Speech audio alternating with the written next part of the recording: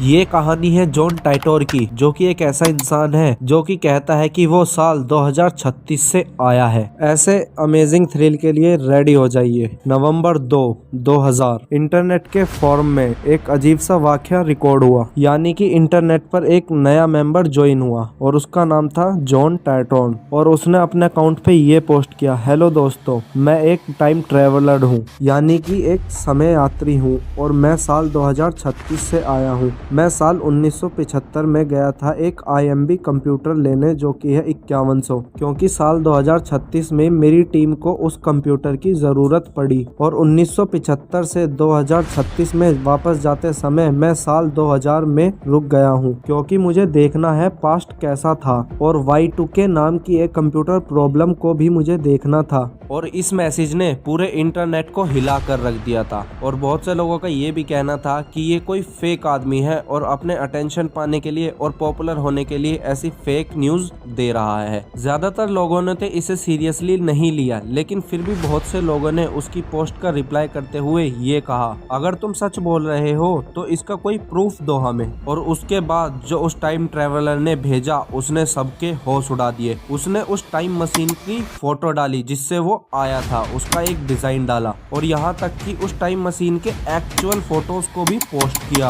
ये देखकर सभी के होश उड़ गए और किसी को भी समझ नहीं आ रहा था कि आखिर ये हो क्या रहा है। जॉन टाइटोर का ये कहना था कि वो एक आर्मी बॉय है साल 2036 में और उसके दादाजी IBM कंप्यूटर कंपनी में जॉब करते थे और इसीलिए उसके कॉन्टैक्ट IBM कंपनी में थे, यानी कि उसकी जान पहचान उस कंपनी में थी। और IBM कंप्यूटर का वो वर्जन जो मैं लेने आया हूँ, वही उसकी एक ऐसी प्रॉब्लम थी जो उसके भविष्य के कंप्यूटर को सही कर सकती थी। इसीलिए वो टाइम मशीन की मदद से वापस आया था 1975 में। और अब आपके मन में ये सवाल आ रहा होगा, कॉमन सा सवाल है, अगर वो फ्यूचर से आया होगा तो उसे तो ये पता ही होगा कि आगे क्या होने वाला है, तो क्या उसने किसी घटना के बारे में बताया था?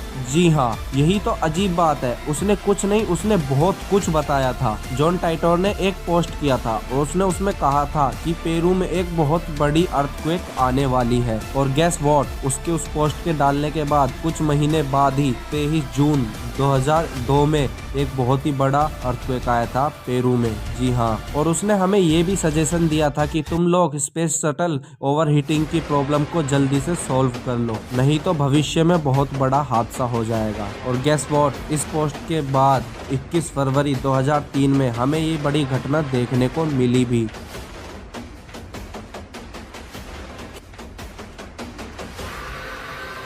उसने और भी बहुत सारी बातों को बताया, जैसे कि ओलंपिक 2004 ही आखिरी ओलंपिक होगी, और भी कई अलग अलग तरीके की घटनाओं के बारे में कहा। पर जैसा कि हम जानते हैं, उसकी ये सब बातें गलत साबित हुई और उसकी सारी बातों का अगर एनालाइज किया जाए तो उसकी लगभग आधी बातें झूठी साबित हुई और आधी बातें सच्ची। लेकिन अगर आप इसे जरा डीपली देखोगे तो किसी इंसान की आधी भविष्यवाणी सच्ची कैसे हो सकती है और वो भविष्य के बारे में आखिर इतना कैसे जान सकता है। और जॉन टाइटोर के ऊपर एक किताब भी लिखी गई है और उसका नाम था John Titor a time traveller स्टेल। मार्च 2001 को जॉन टाइटोर ने अपना आखिरी पोस्ट लीक किया, मतलब इस डेट के बाद उस अकाउंट से आज तक कोई भी पोस्ट नहीं हुई और एक रहस्य बनके वो इंसान हमेशा के लिए गायब हो गया। A man in a plane 1954 में एक प्लेन जापान के एक एयरपोर्ट पे लैंड किया और उस एयरपोर्ट से एक नॉर्मल सा इंसान एयरपोर्ट के बाहर की तरफ निकल रहा था। और आपको पता होगा कि एयरपोर्ट पे एक जगह पर पासपोर्ट चेकिंग होती है, तो वो इंसान अपना पासपोर्ट चेक कराने के लिए वहां पर रुका और वहां पर जो हुआ